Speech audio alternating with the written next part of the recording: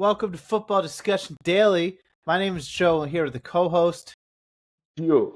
CGO, or George. We're releasing this on the 2nd of June, 2026. Quick reminder, like us, subscribe us. We release every single day, YouTube, Instagram, TikTok, and other platforms.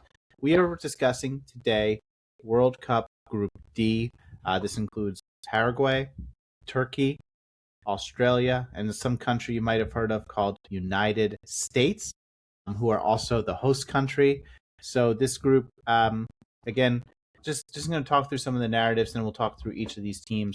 United States is the host country. They again really didn't have. They're one of the richest and biggest countries in the world. They didn't really have soccer history until about 40 years ago. They've made most World Cups and missed one the last 40 years, or 36 years, and they have one good run in 2002. Made knockouts a couple more times, but they've won one knockout game in the last 100 years in the 100-year history of the World Cup. The narrative is that they're going to want to beat that. They're going to advance past one knockout game. Though I don't think any of the knockout games they've lost in the last 15 years have been embarrassing. The other teams in here are Turkey. This is their third World Cup. They got third place in 2002, made a great run. They've had some great runs in the Euros the last 20 years. They probably are the team in this group that has the most talent throughout Europe and European leagues and top leagues. They probably have the best league out of this group in terms of competitiveness on the world stage, the Turkish league. Then you have Paraguay, who historically has had many players play throughout Europe and South America in bigger countries. But right now, they don't have that many players playing on big European teams. And then you have Australia, who, again, they've made a couple World Cups. I don't believe they've won a knockout game in their history, but they've made several World Cups, and they usually, again, they're somewhat competitive, but they have not won a knockout stage, and I believe they haven't made too many either. So, very interesting group. Not one massive team, not one team that's massively above everybody else. I don't feel like there's one team that's massively below everybody else. Anybody can win any game. George, let's start with the Australians. Again, they have two or three players in Europe, but for the most part, they're players in lesser leagues. I think this is one of the weaker Australia teams we've seen in the last 20 years. Do you agree with that? And what can we expect from this Australian team? Yes, this. I think you have a good point there. This will be their seventh appearance at the World Cup. I think the best time we had an Australian team play at the World Cup was in 2006 in Germany, and that the squad they paraded then they were termed the Golden Generation, and then they were coached by a Dutch coach called Guus Indig. I remember that particular World Cup. They were able to get to the round of 16. I think apart from their goalkeeper called Matthew Ryan, who is the goalkeeper of Levante in Spain, I don't think they have other big names. Like I remember in 2006, we know of the guy they called Tim Cahill, who was a player of Everton in that year. And they also had some very good players who played for the Australians there. Harry Kewell, I don't know if he was on He- Liverpool at the time, but he played for Liverpool and was a very good player. I remember him. So they had very well established players then, but now I won't say that the players they have now are that big players. So I think that's one of the things that might affect them in this competition. In that group, I think they will likely finish at the bottom of the table. I'm not really expecting much from them when it comes to performance. Interesting. Okay. Yeah, like I said, this team again doesn't have that Harry Kewell, that Tim Cahill, who you would expect, like this guy who the entire team's looking to as this is the guy who plays in Europe. This is the guy who's good. I mean, they have a couple players in the championship on this team, a couple players who are playing in Germany, but not a lot of true superstars on this team, at least not the ones that are known to international fans. So maybe it's an opportunity for a player to step up and make that call. I wish I had more knowledge on these teams. I don't really watch the Dutch league or the Australian league, so it's really exciting chance to see a bunch of new players, and maybe it's a chance for an Australian player to be a new superstar. George, let's talk through United States next. Again, this team missed out on the World Cup 2 World Cups ago. Very disappointing. Last World Cup, they lost to Netherlands, which is not an embarrassing loss in the round of 16. They lost to Belgium and I think Ghana in the 2 World Cups before that. Again, not embarrassing losses whatsoever. But they've lost in the round of 16 3 of the last 4 World Cups. Um, I think this team is probably going to face weaker competition in the round of 16 than they have in those. I think this team is probably at least hoping for a little bit of a run. I think they'll benefit a lot from home field advantage. They have to be hoping for at least a win in the one win in the knockouts, which would be a big benefit. Which would be a big improvement in terms of past performances. How do you feel like this USA team? What do you feel like their true ceiling is? I think US, if you look at, I don't know if you watched their last friendly game against Senegal, they were able to get a victory. I remember they defeated Senegal 3 goals to 2.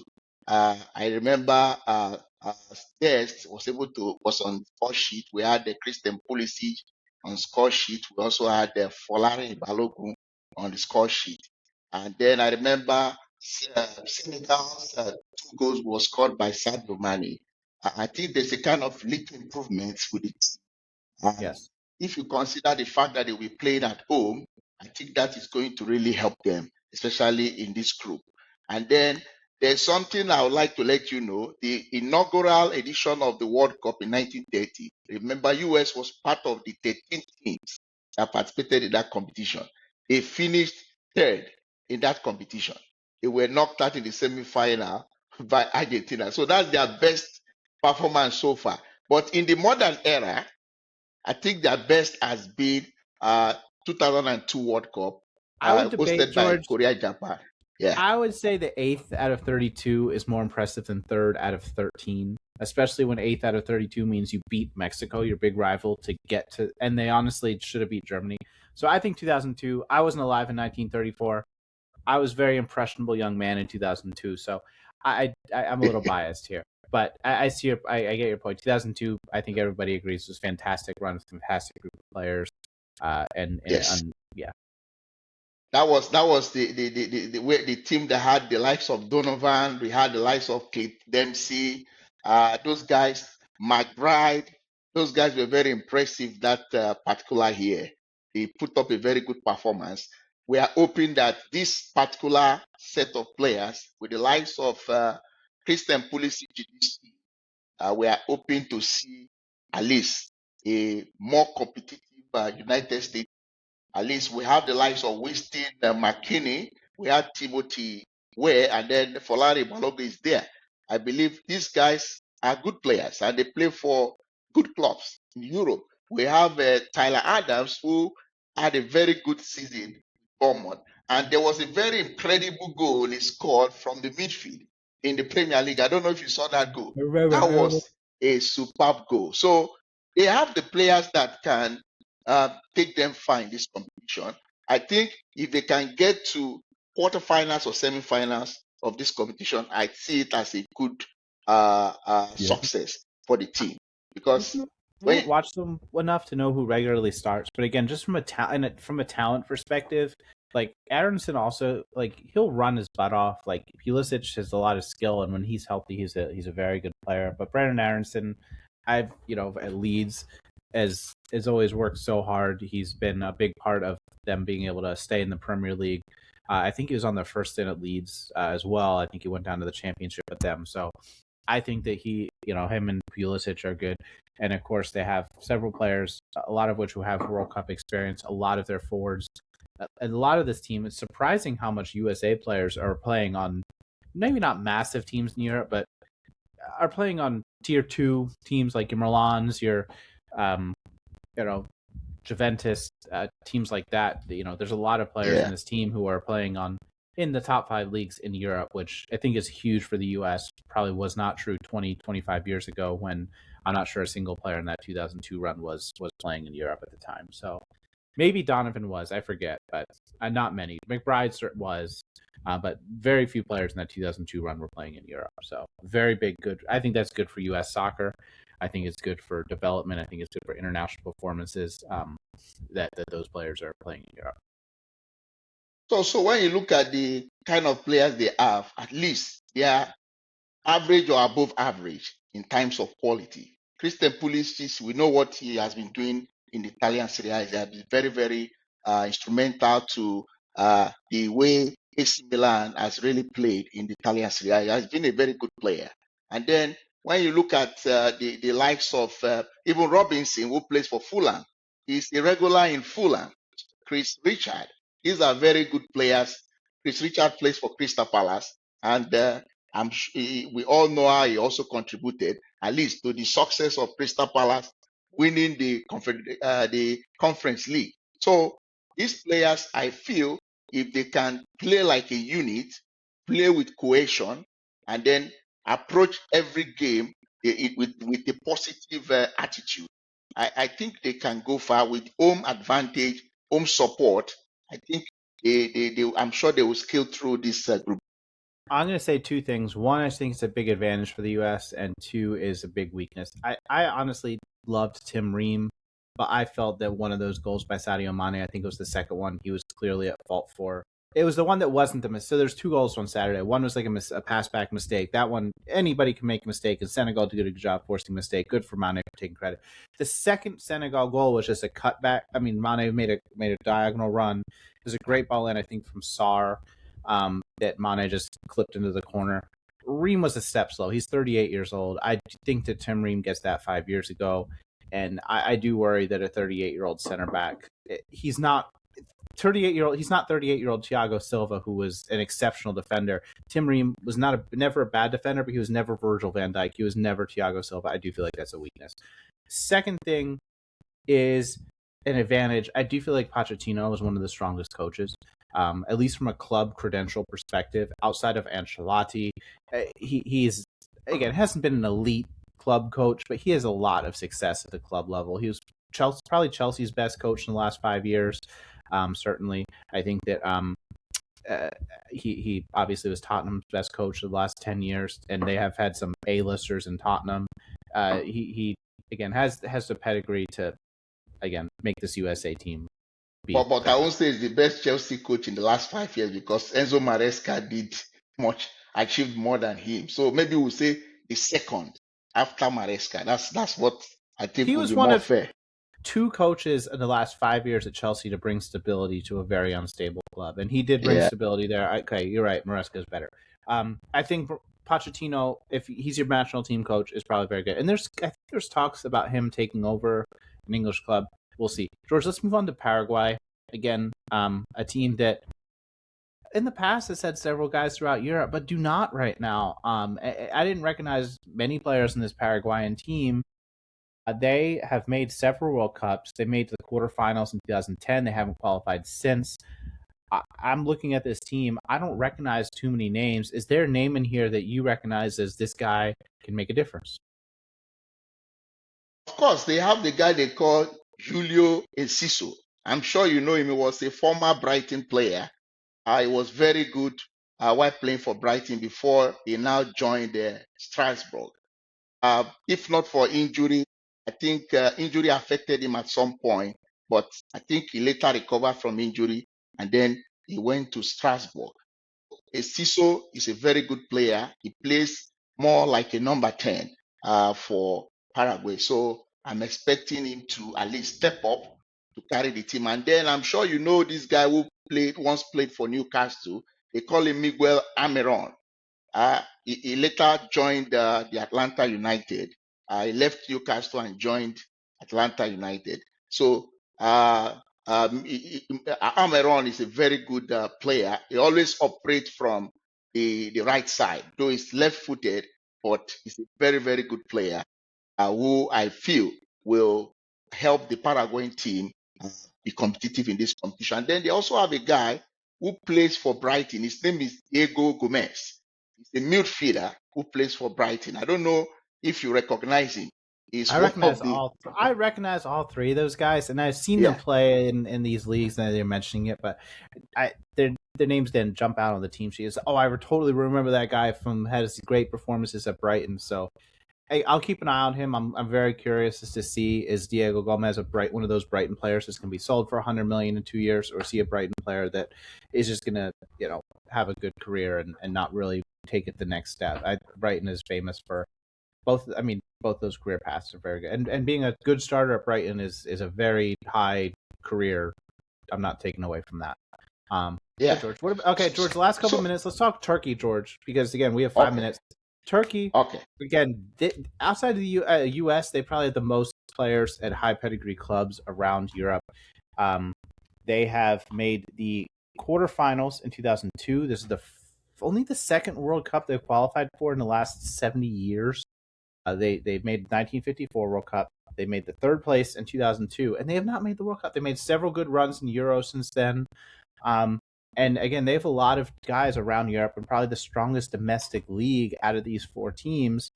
Um, I think that if this is on a neutral site, I think they'd probably be favored based on the squad. I give the nod to USA yeah, because of home field advantage.